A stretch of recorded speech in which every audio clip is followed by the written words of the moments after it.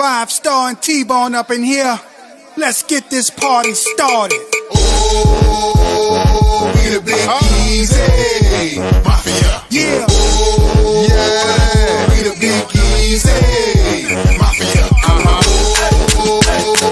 we the big easy mafia. Oh, we the big easy mafia.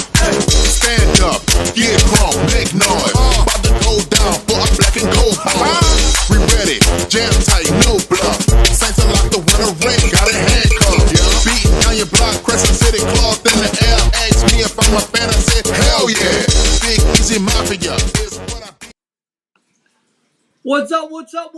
Welcome to another edition of Down South Sports Fanatics, man. We got the full crew here tonight. We got a good show. We got a lot to talk about. So without further ado, let me introduce my co-host himself, the voice of reason. What's up, Mr. Dave Robin? Hey, what's up, guys? I was just jamming to some Jodeci, man. I'm happy the Pelicans won back-to-back games. Saints making some moves. I'm sure we're going to talk about some wild stuff, man. That's some good stuff, and every show needs a coach. We got our boy back. Y'all welcome him back. What's up, Mr. Shane Anderson? What's up, fellas, man? I'm glad to be back on, man. Finally got a little rest and back and alive. You see, we got the gear on. We got the big game tonight for us. Big game. I forgot. Oh, man, he joined us with the game on, man. Big L tonight is what I meant. Well, listen, we're going to get the truth about it. We got the hard truth, the Paris prisoner. What's up, Mr. Pancho Gonzalez? Man, what's going on? See, look, still representing who that all day. We just kind of me and other than the Raiders over here trying to suck for the first pick right now. I think Shane was in the same mode last year, sucking for Shador at this point. If we can make that recall from last year's episode, right? Who? So we were sucking for Shador last year. Who are we sucking for this year, Shane? Really, I don't care. I'm hoping we bring in a free agent quarterback, and 2027 we draft Jeremiah Smith out of Ohio State. That's my hopes. So I got Ain't nothing wrong with that. Well, listen, before we get to that, we're going to dive into it. Chuck had his first start. Dave, give us your thoughts. Man, you know, I thought he played well, man. I think he went into a tough situation with that Rams defense with Verse and Young and all those guys. They were ranked, I think, second overall in yards per game. So to me, man, you go on the road, you know you got a team with a heck of an offense as well. I mean, with Matthew Stafford, future Hall of Famer, he's dropping dimes every week, you know, and Puka's back. So, look, that's a loaded team, man, very talented team. So, you know, Shuck, that's a tough matchup, probably the most all-around team we've played this season. But, look, man, I'll say this about Shuck. I don't really care about the interception. It was a fourth down throw. Yeah. That doesn't bother me that much in that situation. It's still something you want to correct, but I thought he made some beautiful throws in this game. I think he looks downfield really well. The game looks a little quick for him at times. I think his footwork needs a little improvement. He's good with the pre-snaps. I really like that. But I thought his ball placement was really good most of the time. I think Alvin Kamara didn't do him any favors with that fumble at halftime because we could have actually made it a one-possession game, if I'm not mistaken, right there. Yeah. When that happened. Maybe I'm wrong on that, but I know we were getting a little closer, and that was in their territory. But overall, man, Tyler Shuck played well, man. As his first start, there's things to work on, but there's things to be excited about. Pancho, what's your thoughts, brother? It was rough, man. There was a few bright spots out of it, if you want to call it that. But with Rattler, you kind of had some kind of, down-the-field movement here and there, and more excitement. Shuck he's there. You see the learning curve for him. He's still not there yet. I mean, he's playing on two missing spots now, 3 missing spots since we traded Penning now. Yep. So it's only going to get worse for him. It's not getting any better standing behind that O-line.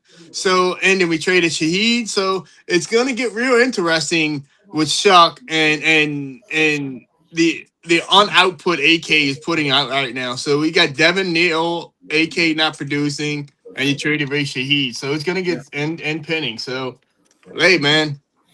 We going for that. We going for that first pick, Shane. We going for that first pick, brother. Give us your thoughts on him. You the coach on Shuck's first start. Well, I mean, it goes back to, if you go back in the series that we've been doing early on, me and Dave were saying, around midway through the year or so, we need to see what Shuck has, because You want to see what your second rounder has got. Now the Saints are going to get a good look at him. He's going to get a few starts under his belt and get a real good look and see what he's got as far as fundamentals more than anything. It's not so much about the wins or losses right now. Right. We know what the outcome's going to be, but it's the fundamentals, the technicalities of his game that he has, that he brings to the table. And if they see something there that they can work with, cool. They can look to build through the draft in different areas. If they don't, they know now that they'll have to get somebody else to come in. So, I mean, look, he's a young quarterback as far as NFL goes. He's a rookie. He's going to have his ups and downs. He's going to make great plays. He's going to make horrible plays. Right. You got to find that happy medium with him and see what we really get out of him. My thoughts on it is, I don't know if you agree with me. I love how he kept his eyes downfield the whole time. Yeah. He didn't look flustered. He made some mistakes. That's going to happen with a rookie. But for the most part, he kept the play going, looking downfield, didn't really worry about his pocket. And his pocket presence was okay. It wasn't the greatest, but, it's his first start. And, who's going to really be comfortable with that dysfunctional line right now where pressure's coming from? So it's kind of, you kind of give him a break there. I don't know if you agree with that. At this point, you kind of knew that was going to happen no matter what was going to – either Rattler's back there and Shuck. The only difference is Rattler tends to have a little bit more movement than Shuck. Yeah. Shuck is more of a drop back guy. And you don't, your line is not there yet. So you got a statue back there, more or less. And you don't have the weapons around him performing to their abilities to help anything. So you can keep making excuses for either QB, but overall the team has to get better. And you're not getting better anytime soon because there's no miracle player out there that we can get. So yeah, I agree with that. Dave, with the moves the Saints made on the offensive line in the trade, do you think it's an upgrade? Man, I think you would just at this point. I think you're looking around that roster. Hey, who do I want to sign long term? Do I want to give Shaheed that kind of money? I think Kellen Moore wanted to look at Shaheed. He wanted to look at Trevor Penning, who's the guy we're going to get into.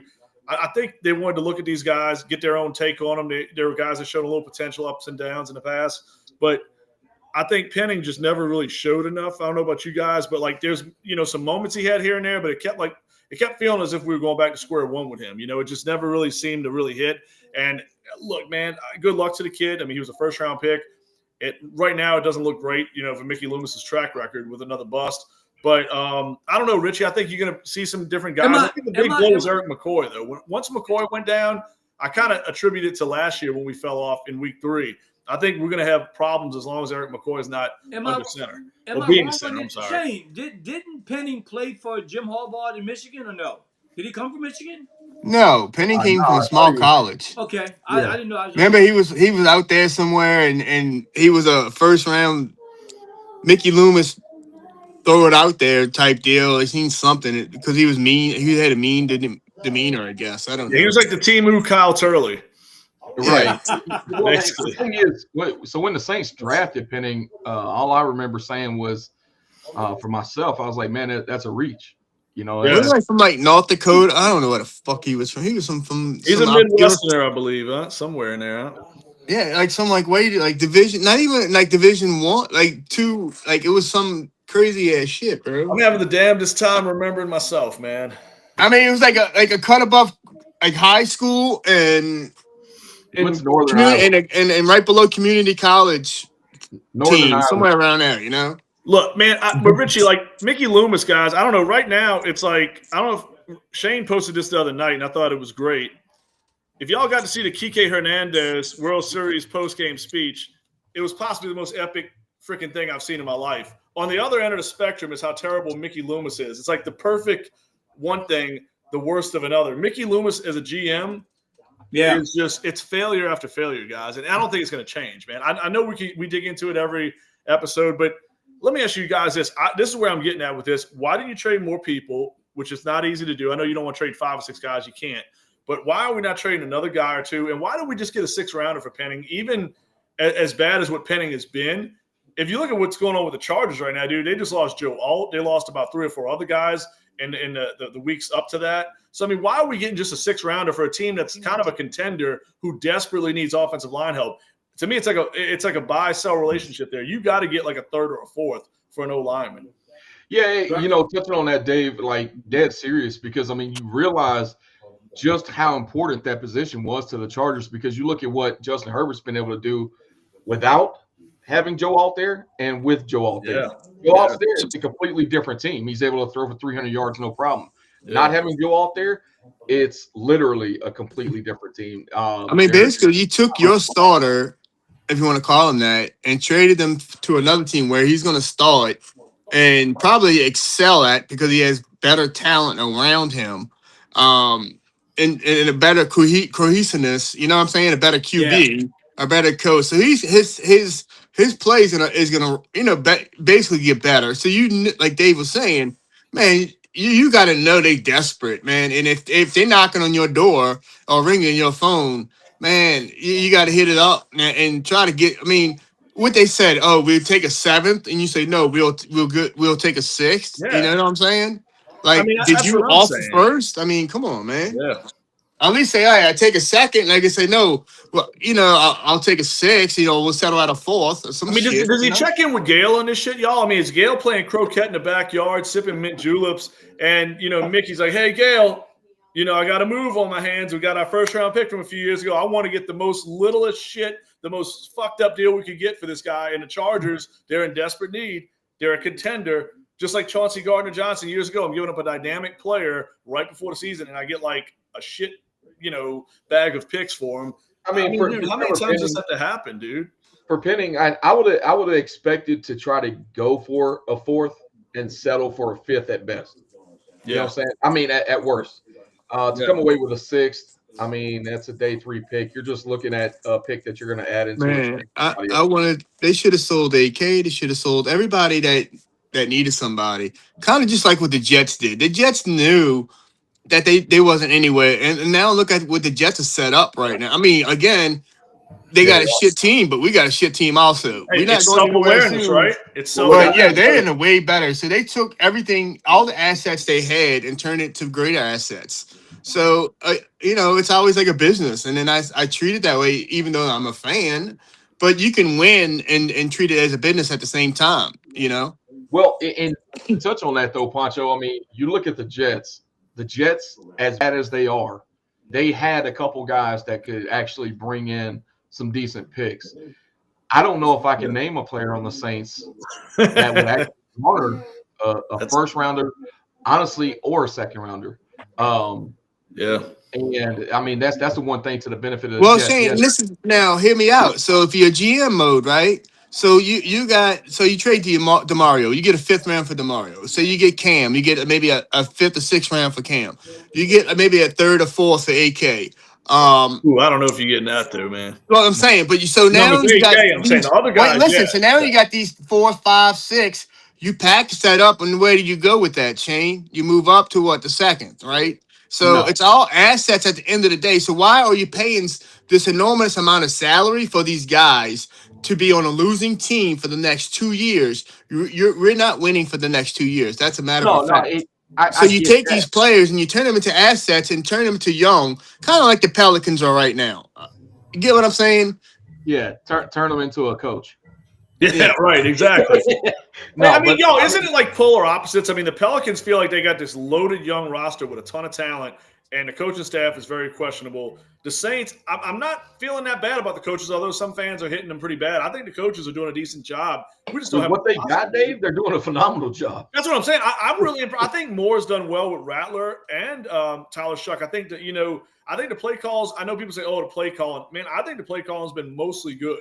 You only can do, Shane, you only can script out some amount of plays for an offense that's only capable of running a certain amount of plays.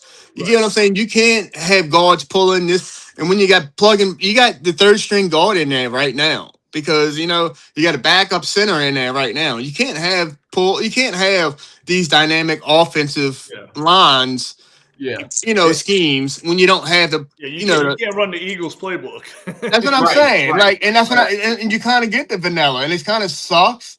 But that's why I'm saying, like, we watching vanilla only because that's what the only option is. You know, Well, I thought Let me Staley's ask, been good, guys. let me ask y'all You let know? me ask y'all this question then, because we keep here saying how bad this team is, but yet there's other teams in this division. Like so far, like we said, Atlanta was going to be a much improved team, but they're losing games too.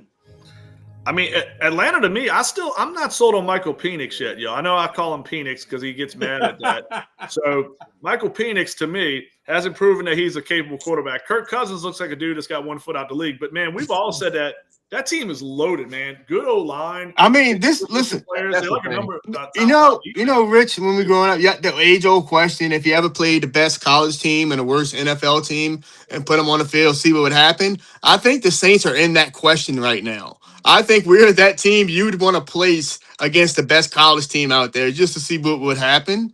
Again, it's pros against Joes, but man, we are talking about that team right now. We are that team. I don't know if there's a team out there worse than us. But y'all remember when other podcasts were saying, like, before the season, I think people are being too hard on the Saints and this and that. Like, there was actually a few people locally, and I'm not trying to throw shade at those people, but this was so easy to see.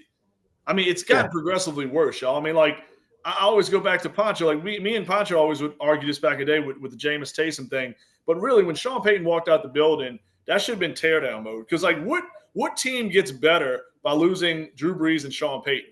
It doesn't happen. It's time to go back to the drawing board and reset at that point.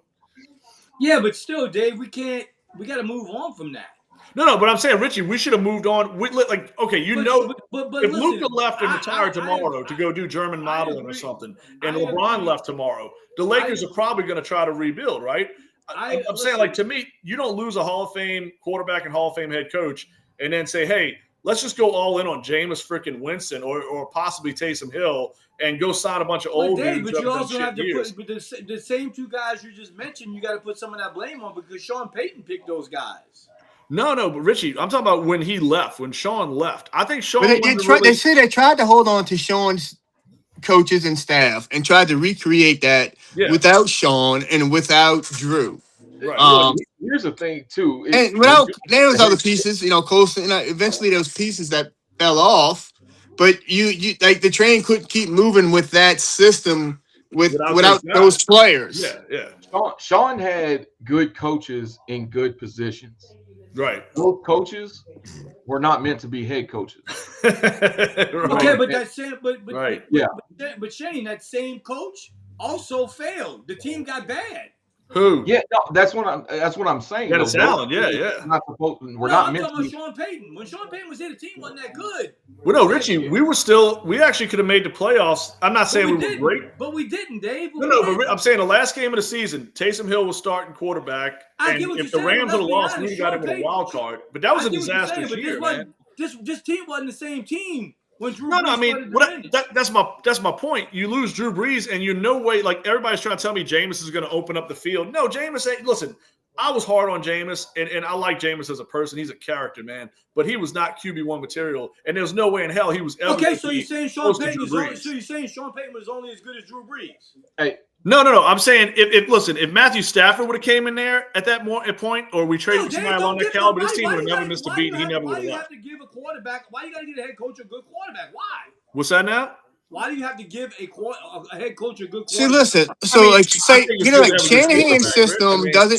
Shanahan's system doesn't need a QB dominant person. Sean Payton's system does. Sean Payton needs a Drew Brees, needs a Bo Nix, needs somebody who can run the offense. Not that Brock Purdy and Mac Jones can't, but it's two different styles of offenses. So Drew Brees, Sean Payton needs a dog at the QB. He needs a dog. He don't need Sean Payton needs an accurate quarterback. Yeah. Timing and accuracy. Yeah. He's got, like Poncho just said, and you got Kyle out there in San Fran. He needs dominant running backs and a dominant line. Yeah, you know what I'm saying. It does go with the system, Well, my thing is this: y'all giving Sean Payton a lot of credit for a guy that should have had a quarterback in place a long time ago, even before Drew Brees retired. They were trying. Yeah, he did. That's right. He shot at Garrett Grayson, dog. He shot at Garrett Grayson. That's right. Sean Payton alone missed on a lot of quarterbacks. No, Didn't but we have like an Richie, Adrian he tried to get McPherson at some Mahomes. point too? He tried to get Mahomes. I mean, he wanted Mahomes bad. Didn't we but he have missed McPherson too? He drafted Who's a lot that? of quarterbacks. Yeah. Adrian McPherson. What was that I think at? that was some years back. I think that was That Hazlitt was good. almost there. Oh, gosh, that was years, bro. Hey, just pointing out this comment here, guys, from Joshua Heppel. Shout out to him, man. What's up, Josh? Appreciate you being here, man. Fact is, Loomis wasted Carr with a coach that lost the locker room. I agree with that too. Hey, 100%. I'm glad, Shane. You and I have been probably like on here out of all the guys. We've been the most pro Carr people, and I'm not trying to say Derek Carr's a top 5 quarterback, but Right. out of all the things that Mickey Loomis did bad, and I saw Facebook comment page after comment page, chat room, whatever. Everybody despised Derek Carr. Look how bad this team has been without Derek Carr. His own teammates. 500 the 2 years he was a starter. Yeah. His own They were teammates over despise him. 500. And he had the same group. Yeah. His own teammates despise him. His own No, but teammates. Richie, but I think if you had a better head coach who could diffuse the situation, like Shane and Josh were saying, when you have Dennis Allen in there, he's like a deer in headlights. He had no business running a team. If that was Dan Campbell, that shit would have never happened. If that was Andy Reid, never would have happened. Sean McVay, dude, Derek Carr. Everybody talks about the worst things that happened to the Saints, and I see people always put Carr. I don't have him in my top 10 things that Mickey's done wrong since Sean left. I can name so many situations that were worse than Carr. Dave, if Derek Carr's so good, there's plenty of teams in the NFL that need quarterbacks. Why haven't we retired? So listen, I was listening to the Rich Eisen show. Was it yesterday, man? And he said, and he has pretty good sources, right? He said if Mickey Loomis on the trade would somebody would call and ask him about a player that he didn't have on his trading, like Mickey on his own paper, he would immediately hang up the phone. He wouldn't, if they asked about AK, if they asked about Olave, he said he would just hang up the phone. He would entertain anything besides the guys Mickey had. So Mickey has his guys here. I like you're saying, Olave is going to get signed, and hopefully not. And if he gets signed to some ridiculous ass amount of money, bro. Y'all need to give up on that. Olave is getting an extension, whether y'all like it or not. And it's going to be another mistake, Richie. It's going to be another Loomis mistake. No, it's not. Richie, wait. Alvin Kamara's a mistake. The Jamal Williams thing was a mistake. You know what? Mario. Let's say this. Let's say Juwan. this. I'm not saying, we keep saying it over and over. I am not saying that Olave is the greatest receiver. I am not. But there's nobody on this roster better than him. Not one. So, Richie, if I got $100 to buy groceries, I'm not buying a $20 piece of lettuce. So you know what I'm saying? You get rid of a proven receiver in this league for what? For what No, reason? Richie, he's like the 40th best receiver in the league, and I'm not trying to be funny. I don't think he's better than the 40th best receiver. I would personally pay, if I was in that position, to re-sign Olave, just to keep at least somewhat of a decent receiver there. I would give him 15 to 17 million because the wide receiver market's bloomed to like what 35, 40 million. Yeah, that's what I'm saying. You can't give him 25 to 30 million. You're gonna sit here and tell me you think Olave is the 40th best receiver in the NFL? You agree with that? That's crazy. No, I'm not saying I agree with him being the 40th. I think if Olave is on a team with like a Patrick Mahomes or up there in Detroit, I think Olave is getting. Then why do we say that? Now hear me out, Rich. All right, we're gonna sign Olave to a 4 to 5. He's gonna ask for a 5-year deal. So the 4 to 5 year deal. So we don't, as of right now, do we have to? Puncher, you want about money? Get the man a quarterback. No, but you need money has to be a factor to build. As of right now, do you have a quarterback in house? No, you don't. Do you have? How many pieces do you actually have in place for the next 4 years? You got to start somewhere.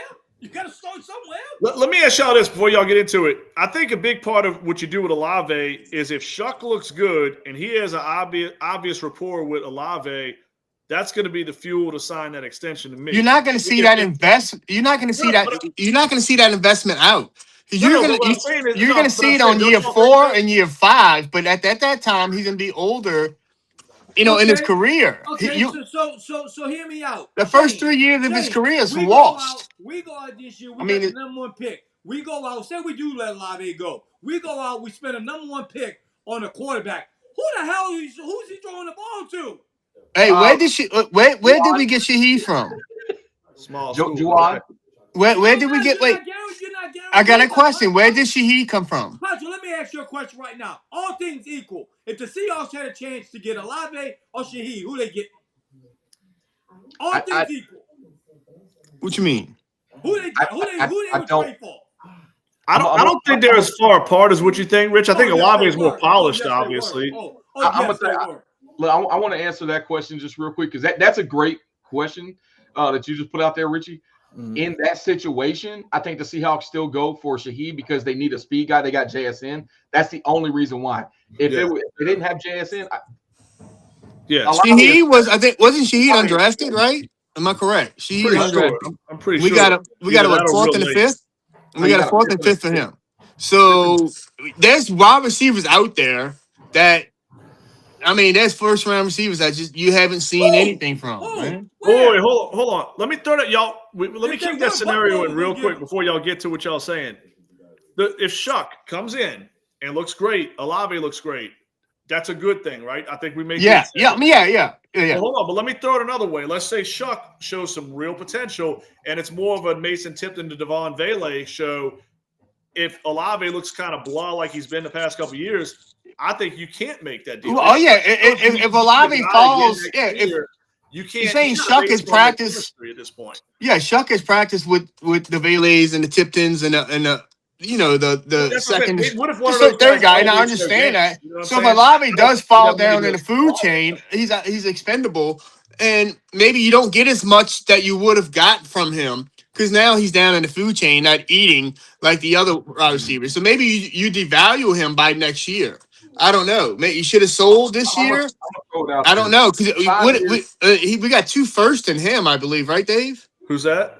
And Olave, we got 2 firsts in him, the right? trade was weird. I remember originally we were talking about it. I thought it was 2 firsts. It was multiple middle round picks or something that they threw in there. It was put this way, they gave up more to get Olave than what the Giants did to get Jackson Dart. Here's what my point is, and Shane said it a minute ago. If we trade Olave and he goes somewhere where they got a good quarterback and he puts numbers up, it just proves it wasn't him. That's the same thing about Shaheed. If Shaheed goes over there and lights it up, then what? You're trading a good receiver then, Pancho. But Richie, how are we going to get Josh Allen or Sam Darnold?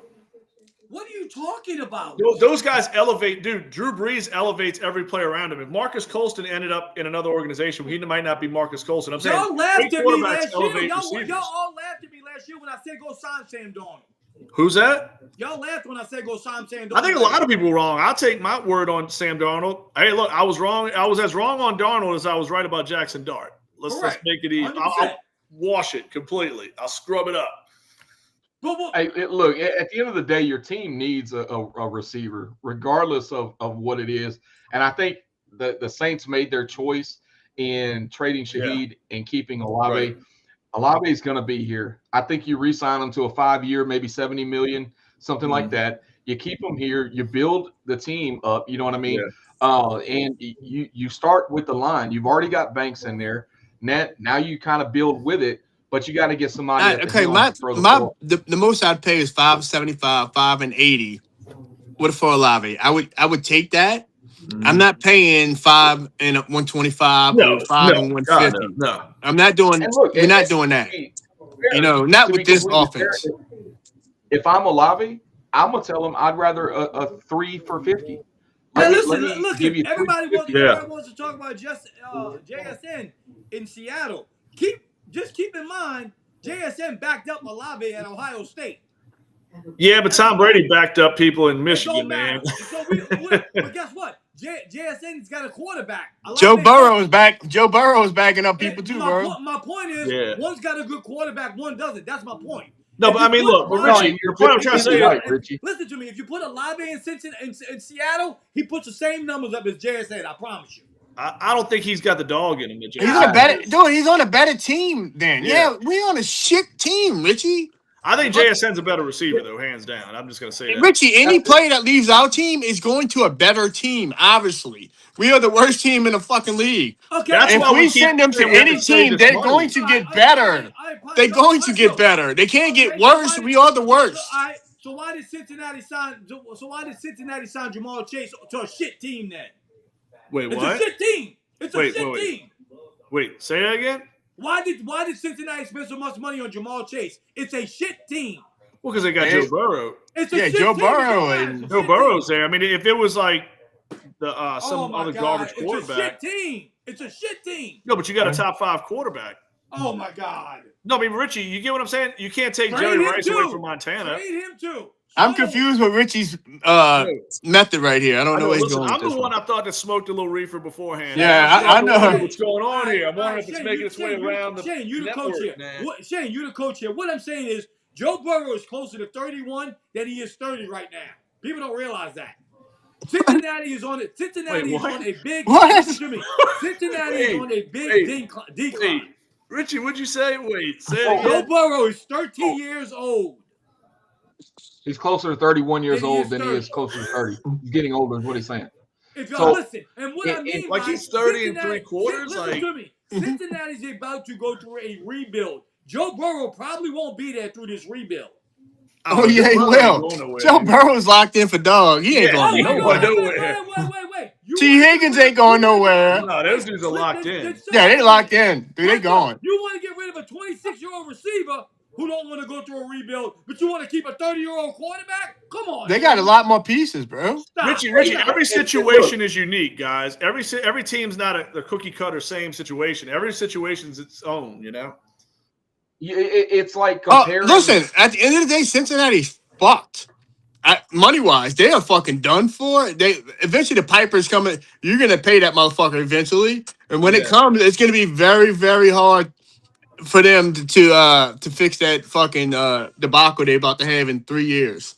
Everybody, Look, all I'm these gonna tell you. contracts they just signed is coming ahead, man. Talking receivers, I'm gonna throw out two guys that played together at Ohio State that have very similar stats and things like that right now, and that's Garrett Wilson and Chris Olave. I would like to have either one of them any day of the week. The biggest thing that hinders Garrett Wilson is he's never had a quarterback. Yeah. Same thing with Olave. Besides when he had Carr for the short period, he had a doable quarterback. But the thing is, these guys are only going to shine when they have a great guy back there that can throw them the ball. And let's be honest, we're talking guys that have busted on picks and things like that. There's only been 16 GMs in the NFL right now, in my opinion, that have made a great pick for the quarterback position. There's only a handful of quarterbacks out there that's doing what Baker's doing and doing what Mahomes was doing. So there's only Baker's doing something really good right now with a whole lot of nothing. So we don't have that QB in the house, which we all didn't want, but we should have fucking went fishing and got him. But Baker is he's about to see the $50-60 million mark himself, I believe. But we don't have him in the house. So you can't, he don't need the receivers, but the receivers with him, it just makes him what he does a whole lot better and a lot more dangerous. Yeah, When Booker's Godwin too comes damn back and Irving comes back, but they're not coming back this week. Mike Evans was out with a concussion. I mean, he's doing, dude, he's got shit team, Listen, bro. I tell you. Oh, yeah, no, he's a great quarterback. Talking about that because they're talking about Cincinnati right now. Let me tell you what, me and Dave both agree. I think you agree with us too, Shane. There was no need of all the needs that Cincinnati had to give T. Higgins that big contract. No, absolutely not. No, I said it before. I said it before. And in my opinion, But you know why? And this is just my opinion, but this is a very hot take. In 3 or 4 years, there's going to be a shit ton of trading being done by the Cincinnati Bengals. Yeah. That group is not going to stay together because it can't win like that. You seen it last weekend. They put up 42 points and lost to the game. Chicago. That was embarrassing, dude. That defensive I got effort. news Yeah. for you. Listen, I was listening to a show this morning. It's all speculation. The speculation is that the Jets are trying to get as many picks as they can for Joe Burrow. So that might all be I heard that. Listen, and I'm going to tell you this much. As much as we want to talk about Olave being hurt and all this stuff, he's not reliable. Listen, is Joe Burrow reliable? Yeah. Let's be honest. No, I mean, for the quarterback position, it's a little scary how often he's out. It is. But at the end of the day, you want Joe Burrow. If you got a chance to get Joe Burrow, you get Joe Burrow. I mean, it is what it is. I mean, why, Pancho? Why? Because when he's healthy, he's the most dominant quarterback in the game. He's been healthy in many years now. I understand, but when he is, if you're the Jets and you think it's been more of an offensive line issue that it's getting him destroyed, and you feel like, hey, our priority is going to be giving this dude a top tier line with Breece Hall, with Garrett Wilson, with these receivers they're starting to add, like they're taking some gambles on. They can't do that when Joe Burrow wants to keep them high end receivers, dude. Well, no, but that's where Cincinnati's general manager has to show some balls and say, hey, dude, listen, I'm the boss. You're a great quarterback, but we can't pay T. Higgins $40 million and get you help on defense and get you an upgrade on offensive line here and there. He's taking up 3 salaries of pretty good defenders at this point. You know what I mean? And just to throw this out there too, in my opinion, Flacco has played better than Burrow has this year. And the reason I say that is just for the simple fact that Flacco gets rid of the ball quickly. Yeah. That's his bread and butter. I told Dave that. Shane, I told Dave that. Dave, did I not call you? No, I mean, look, me and Shane are going to disagree a little bit on that, but I do respect Flacco. I think Flacco doesn't get enough credit. I'll say that. I called Dave. Listen, I called Dave. Though, funny you say that, Shane. I said, Dave, so is it Joe Burrow or is it them receivers? Did I not, Dave? Yeah, man, but look, I think Flacco needs to be talked about more, dude, because he played a very vanilla system when he was in Baltimore, but it won. But I'm saying when that dude's been asked to sling the ball, he seems to be able to do it. But Richard, listen, at the end of the day, lightning does strike in a bottle. If you have any fucking questions, go look at the Dallas Arizona game the other night with Jacoby Brissett. I'm a Jacoby Brissett guy. I've always liked Jacoby, but just like I like Jameis, I like those guys. You like mediocre quarterbacks? I think Joe in the right you like system. Mediocre quarterback. You're gonna talk about Shump, but you like mediocre. Did you not? Hey, did you watch the Arizona game, Shane? Did not Jacoby run that game? I could have threw them passes against Dallas. Jacoby's a good quarterback. That's what I'm saying. I mean, he's a good quarterback in the right system. And Jacoby is 27, so he still has time. Where does Kyler Murray end up, though? Jacoby, but like Joe Flacco, but in the right system, I mean, lightning does strike.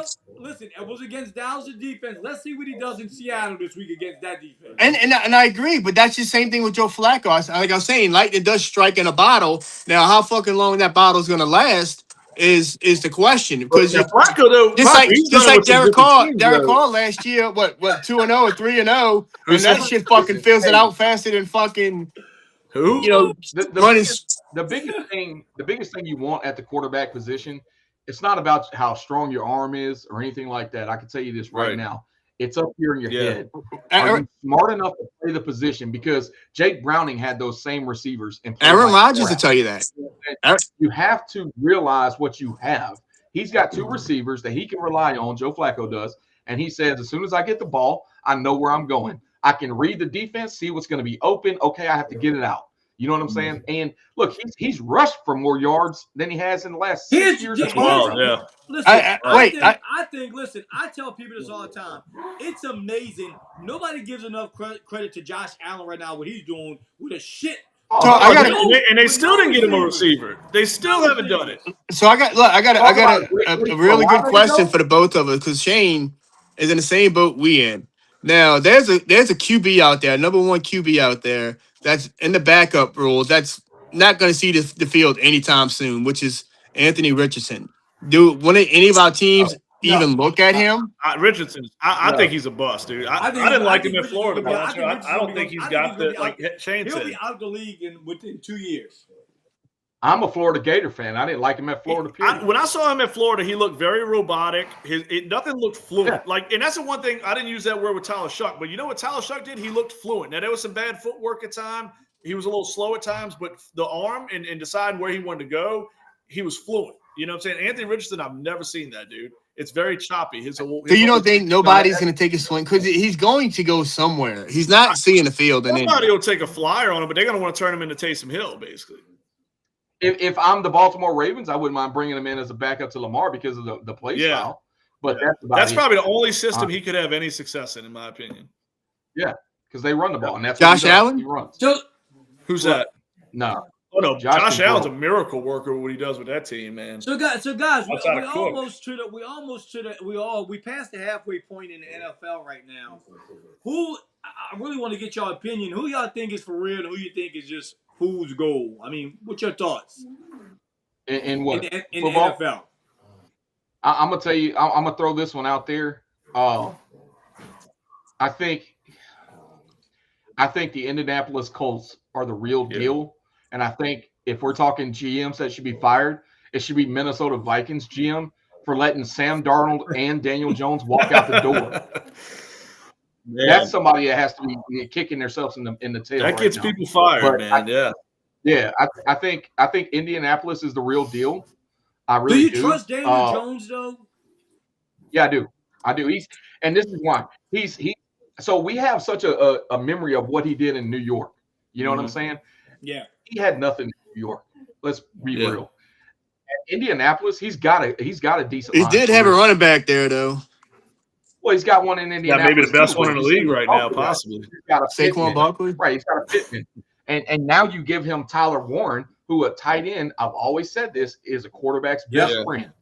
You have a good tight end, your team can do well offensively. You look at what teams like Buffalo, you know what I'm saying? Like, dude, it's all over the place. You see what these tight ends mean to teams.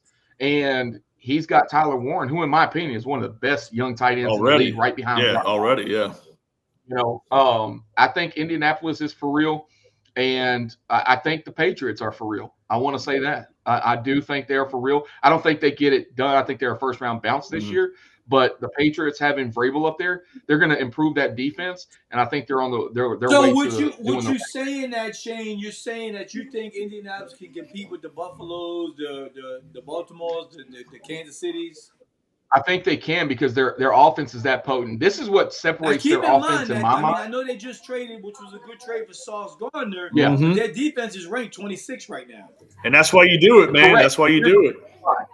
Here's the reason why they're ranked 26, and it's kind of like fool's gold, okay? Because their offense also is the highest scoring offense in the league. They put up more points than any other team, so that defense is going to be out there plenty. Yeah. You know what I'm saying? When teams put up 24 on you, it looks bad in the stat column, but when you're putting up 38, it's like, well, I mean, really, what is? I mean, a 2009 team says different, but I agree with you though. Well, but look, I'm gonna say this too, though. You got. The biggest thing for me when you play against Indianapolis, yeah, I get it. It's high power, you know. Shane, let me ask you this: to me, one thing about them, it's like Pancho and I talk about this about a team being there before the quarterback. You can see these pieces were kind of starting to get in place, and like you said, drafting Warren, now adding Gardner. But I'll say this about Steichen and those guys: it's like they know exactly who they are identity-wise. Like I mean, it's all coming off Jonathan Taylor. 100%. Pittman, Warren, Downs, Pierce, they all take their portion of the field.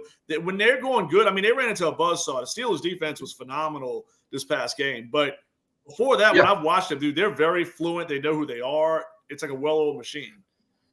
Look, I'm gonna say this is why, Richie, why I believe in Daniel Jones. Because when you look at the Indianapolis Colts offense and you're playing against them, you're trying to scheme against them, there's not that, okay, there's a Jamar Chase or Justin Jefferson, we have to double him or watch him all the time. No. So it's up to Daniel Jones to find the open receiver. So by doing that, he's going through his reads. He's doing things correctly. He spreads the ball around. Yeah. And but Shane, as you know, as you get more tape on these guys, especially at the NFL level, when they got the best, scouts in the business, eventually that it will come to a head where it will get a little bit more heavier on Daniel Jones's shoulder once the defensive coordinators start to, see his doings. I mean, because now they got a small sample. I thought that about Darnold, and I was wrong. You're right when we're talking about rookies. Yeah. He's not a rookie. They've had tape on Daniel Jones for the last. I mean, he's a first-round pick. Remember this too, guys. He was a high first. Correct. And the one thing that I'm gonna tell you that he is not doing in Indianapolis that he did do with the Giants that made him deadly. I mean, there's a lot of tape on Josh Allen, and then there's a lot of tape on Pat Mahomes. And right now, they're on average teams. I'm saying average, they have average records, right? They're not standing out right now. But then you got these new guys on new teams with better records. So my philosophy is eventually the heads will fucking come ahead and figure it out, and then slow it down to. No, I get what you're saying, but that applies, in my opinion, to rookies, not vets. You look at Sam Darnold. We can say that's what I'm saying. I'm taking the L on that for that reason. I said, when a player moves to a new team and gets a new scheme, gets new players, I think they could be a 10 to 12 game, you know what I'm saying? No, I agree with that, dominance. But once the real heads sit there and have hours on hours of film on seeing your habits, your ticks, on your calls, your then the defense, or when you're making calls at the line, all that you can only get change that so often throughout the year. So it comes through tape. You know what I'm saying? So you will get figured out eventually. But great teams. What you're talking about, though, Tom, Pancho, is the telltales that you see from a quarterback is if he gets rushed from this side, how quick does he step into the pocket? How quick does he move out? These are the telltale things that you scheme up on guys. Yeah. We've got film on these guys. And that's why I said Sam Darnold, because Sam Darnold was the same thing in Minnesota. Yes, he had a terrible game in the playoffs. We get it. We know it. So everybody was on the dumpster the fire. He's crap. He goes to Seattle. Now he's honestly, PFF has him ranked as the top quarterback in the NFL. With our old offensive coordinator, Clint Kubiak there. Yeah. You know, and a lot of it comes down to that. But, I mean, I do get what you're saying, 100%. As you get more film. But the thing is, there's an abundance of film on these guys. Shane, when you say also, I mean, great in every sport, I mean, I don't care if you're baseball, everybody knows this pitch is coming at 98. This guy likes to work this part of the zone. This guy likes to finish you off with this pitch. We know and we learn about these guys. And like you said, that little bit of advantage goes away sometimes for year one guys to year two.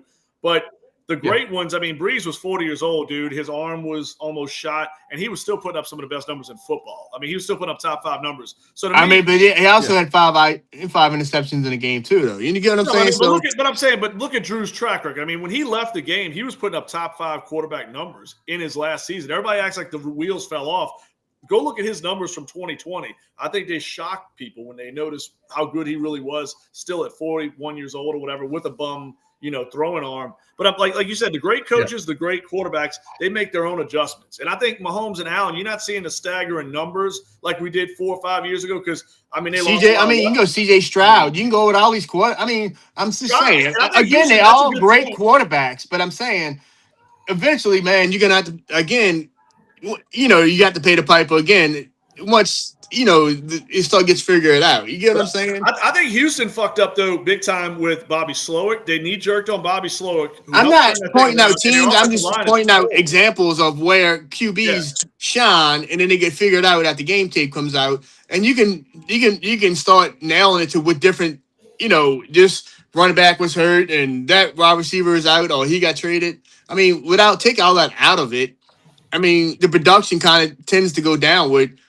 Unless, you really strike fucking gold and you go set. When you say it's like what Shane was saying, more year 1 to year 2 to year 3 guys, like you don't see like Jared Goff, Patrick Mahomes, Burrow, Allen. You can go with Tua. Same thing with Tua. Tua has, Tua's got other shit going on too. I mean, but Tua shined for a while. Tua's always been inconsistent to me. I never thought Tua was a top 15 caliber quarterback. He was maybe to me like a 20 or 25 guy at best, and he's always had. He had one good season whenever they first brought in Tyreek Hill, and that was it. I mean, Tua, if you look at him, he's like a 1 or 2 read guy. I'm not saying he's the worst quarterback, but he's got a lot of limitations. And I don't know, man, talking about Tua, where does Kyler Murray go? I know, Pancho, you like Brissett. I mean, where does Kyler Murray end up with this whole mix? Because he feels like a guy that's going to be playing somewhere else, Just like Shane said, maybe go to Baltimore. I don't know. I mean, it's too much money there. But, I mean, do y'all see a situation? Let's be real. We talking about if Shuck doesn't work out. Could y'all see Mickey trying to go veteran quarterback and do another Derek? Too much money invested in that to get that. I mean, you have to trade something for him, and you don't want to give anything for him unless he straight gets cut, and then you sign him to something. Other than that, no. I thought he's a $50 million a year guy. No, I agree. I'm just saying. I don't think it's the right move, but we're talking about Mickey fucking Loomis here, the guy who gave Juwan Johnson. No, that'd be quick answer. No, our quarterbacks in the draft. Unless, like I said, there's a fucking Anthony Richardson out there that's sitting back there somewhere. Let me ask you guys this. How bad is it that Arch – hey, listen, I'm not writing off Arch. I'm not. I think he's still going to be a good quarterback. But how bad is it that he wasn't as dominant as what we all expected and hoped for? Because if he was, imagine what the story would be right now that we're talking about. You know what I'm saying? Where Arch could be coming home to New Orleans if he was that savior. I mean, it's disappointing. It's disappointing. I mean, I think fans, that would have been a tremendous story, and it's a shame that Arch. To me, at this point, even if Arch did shine, I mean, would you take Arch at 1 if he absolutely was the best QB in college football? Yes. Now, if we get the number 1 pick, there's not a QB out there that's a home run. So at this point, bro, you fucking punt and you fucking move back to 7, 8, or 9, and you get fucking everything you can. Well, during this trade process, I don't know if you've seen it or not, Shane. I've heard a lot of speculations that teams was really trying to get more picks in 2027 they were this year because the quarterback Yeah, class that's coming out that year. it's much better. Yeah, so we all thought that the 2026 class was going to be good because the 2025 class was terrible. 2026 class is not going to be that great. I mean, you're going to have a few quarterbacks out there that are capable, if you want to call it, but I call a capable quarterback a good backup. That's what a good backup is. You're going to have some really good starters in a group come out in 2027. Plus, you're going to have receivers that are phenomenal too. Like I said earlier, Jeremiah Smith and stuff like that.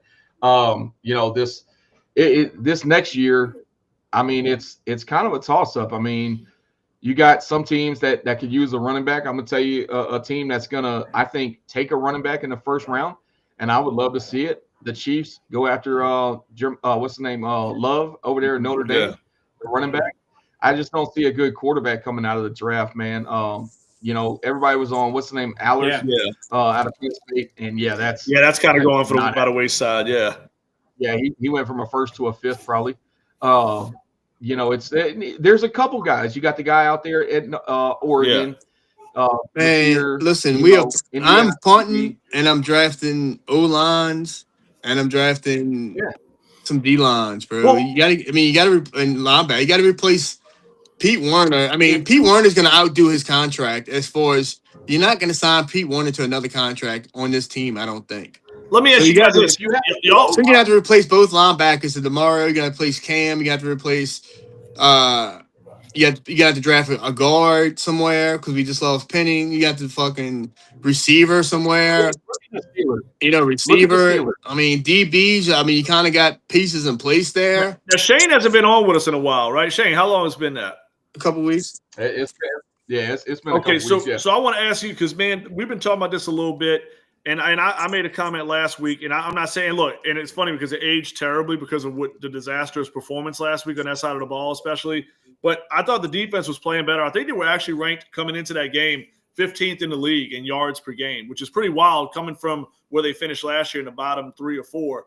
But I think this defense is a little closer than the offense, in my opinion. I think you're missing some pieces, obviously, but I feel like you're building something around this Granderson, Chase Young thing, Quincy Riley, and those guys in the secondary like Sanker. It feels like some things are coming together a little bit. It feels like you're getting closer on that side. Yeah, no, I 100% I agree. That's why I was just about to say, look at the Steelers and what they did through the draft. What was that, last year or the year before? They drafted all offensive line in like the first 3 rounds. And that's what I'm trying to do. And you just plug and play Aaron Rodgers.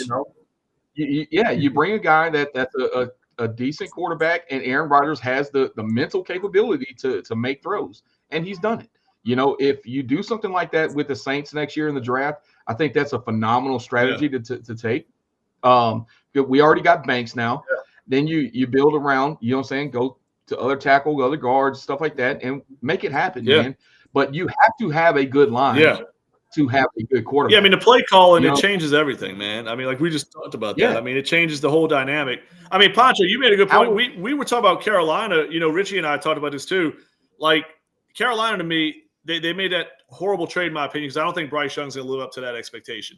I mean, we see teams do that. I think Cam Ward – right now, what they did with Will Levis, if they strike out twice, and I'm not saying Ward's a strikeout just yet. That's a bad team as well. But if you fail on the wrong quarterback, you're looking at years and years of, you know what I'm saying? So, I mean, I agree with Pancho's philosophy. I'm kind of that same way. I like the 49ers philosophy, the Colts. Get a good support and cast in place where a quarterback could come and you could plug and play him. And if you strike gold, imagine what that's going to take you to a contender status. You know what I mean? Yeah. Hey, and you know what, though, Dave? Like, just throwing this out there, Kellen Moore has been successful in Dallas and Philly. What's the one constant thing he's always had? QB, but a great line. And like I said, and you can't invest. I mean, you're not going to see the day. I'm saying not next year, but the following year. So you got to hope whoever you sign next year has a good 3-4 years in them and not fizzle out. You get what I'm saying? Because, man, that money does change people sometimes, bro. Why don't we just draft Jackson Dart on draft night, man? We got to let Shane go to get to his team, man. He's got a game to watch. Hey, Richie. I want to say one thing just real quick before we pop off, big dog.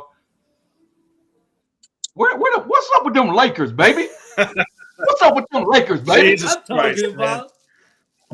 That's what I'm talking Richie's about. ready to buy his championship shirt, man. I said, Richie, it's the equivalent of being 3-0 in the NFL, bro. Let's pump the brakes. They're playing really well. I'll give them that. Shane is just as much of a Lakers fan as me. I know, and it's unfortunate, but I'm saying. But listen, here's my thing, man. I will say this. Y'all playing good ball right now. I do like the young Pelicans, though. I do like what we did in the draft. I think those kids are special. I do think that. I do too. Yeah, I think if New Orleans brings in Chauncey Billups at the helm, I'll be happy. I'll be able to get with him on some betting things. You know, I tell you what, we can make happen. I agree with Dave, man. Them two rookies for the Pelicans are going to be pretty good. They're special. They're special. Didn't the Lakers get sold? Didn't they hear the Lakers get sold or something? No. Yeah. Yeah. Dude owns Pornhub. Yeah. Yep. No, I'm joking. I don't know who. Hey, at least everybody knows they got a fallback. Yeah.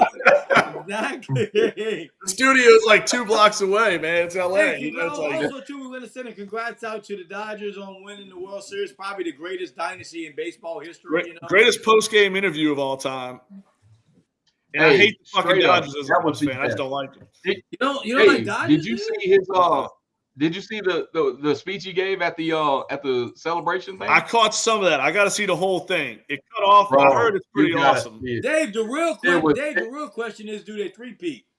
Look, they have a great team. And dude, when I say I hate the Dodgers, I don't hate them as much as like other teams. I hate the Cardinals, the White Sox, Astros. That's probably the worst for me. I don't totally despise them. I've been by that ballpark in Los Angeles. Vince Scully to me was my favorite. And listen, dude, I'm a Cubs fan. Harry Carey, all the greats. Vince Scully to me, the Dodgers' longtime broadcaster, is the best broadcaster to me in all of sports. And that's not a knock to anybody. Man, there's some legends in all the sports. But Vince Scully is as good as it ever got, man, with the Dodgers. Yeah. Yeah. All right, fellas. I respect the tradition of the Dodgers. I do. Thank y'all for joining us. We're here every Thursday. We might come back on Wednesdays. Who knows? We don't know. We're gonna play it by ear. Thank y'all, fellas, man. Y'all have a good man. Who that? Saints lose this week. Hey, big L's tonight, y'all. Big L's. Big man, L's. it's NFC South. Hey, we need to have a pregame podcast so we can do some breakdowns of this tremendous performance we're about to have. We'll do that. All right, fellas. All right, man. Later.